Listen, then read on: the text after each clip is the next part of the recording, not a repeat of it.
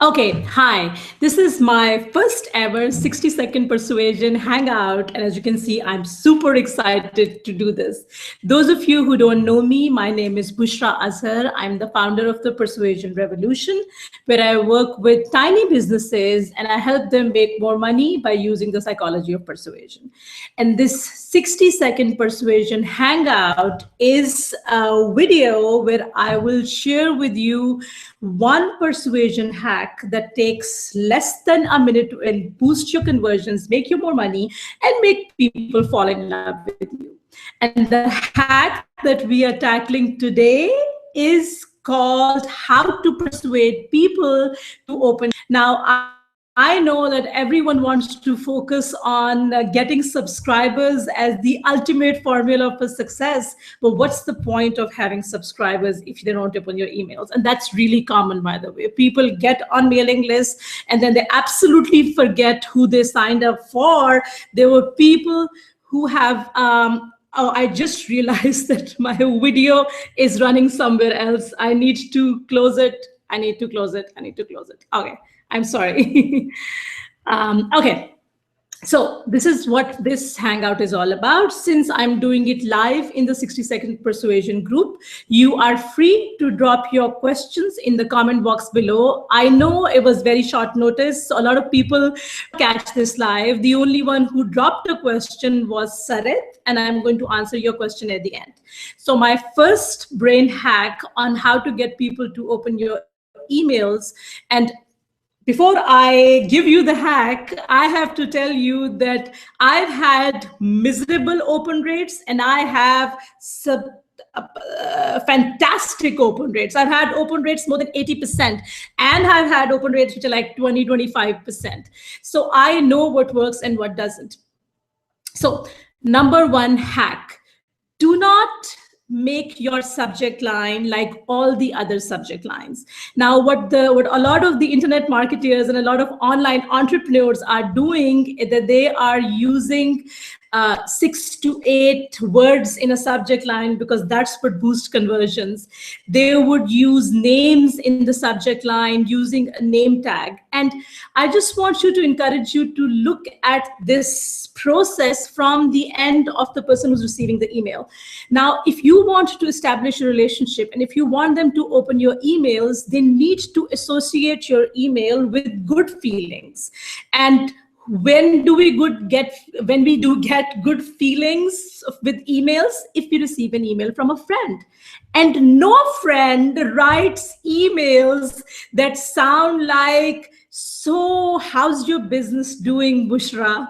They don't. You don't use subject names in subject lines when you're writing to a friend. So why would you do that if you're trying to write your subscriber?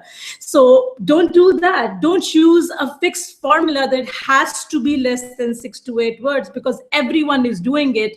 And when you write a subject line that's too small or too big, you're actually setting yourself apart, which means that even if you are in the promotions folder, you would stand out in the promotions folder.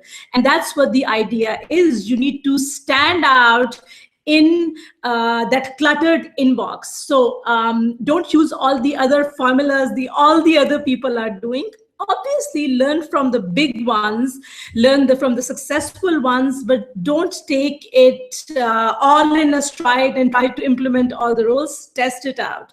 The other thing is please, no all caps. Do not use all caps. Do not use words like free or a limited time offer, because first of all, these are automatically filtered, and most likely you would either end up in spam folder or in the promotions folder. And both are like, I don't know, it's like being in an email graveyard. So don't use those spammy, scazzy words. Use words that actually you would use when you're writing to a friend. Now, 2 of my emails that have given me the best results. One was the subject line was "Wake up, dude." Now, this is literally the language that you would use for a friend who's being lazy, who's not responding, and you're like, you know what?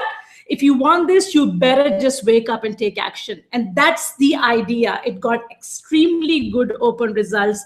And it also got me a lot of sales because it was a last call email for price going up. So that was my persuasion hack. The word that I personally would not use in an email is I would not use a name tag. Yes, you can use it maybe once in like 6 months if you're really trying to make a point. But I would want to use words that not the other people are using. Oh, and one last thing before I forget. As you can see, I'm completely unprepared to do this. I keep forgetting things. Okay, so one more thing. The job of your subject line is to get people to open your email. That's it. And I learned this from Joanna Webb, who's fantastic at doing email marketing. And it makes sense, if you are giving the answer to your email, whatever the content of your email is, if you're giving that answer in the subject line, why would anyone open the email? The answer is already there. A subject line like, if you want to lose weight, eat more spinach. The answer is already in the subject line. Why would that person click on the email, go through paragraphs and paragraphs of the same crap that they read all the time, and maybe even be hit by your pitch to know something that's already in the subject line? So if I were to write a subject line, I would write something like this: you cannot afford not to eat this food if you're trying to lose weight. So same thing, but you're giving them an incentive to open the email. You are creating a curiosity gap, which means that people are more likely to open it just to satisfy their curiosity. Now, that doesn't mean your email itself should be shit. Obviously, it should have value, and it should not be sleazy, and it should be written well, and it should use storytelling, which we'll talk about more in more hangouts. But all in all, the subject line itself has to be written in a way that opens the curiosity gap so that people open the email to satisfy the curiosity gap.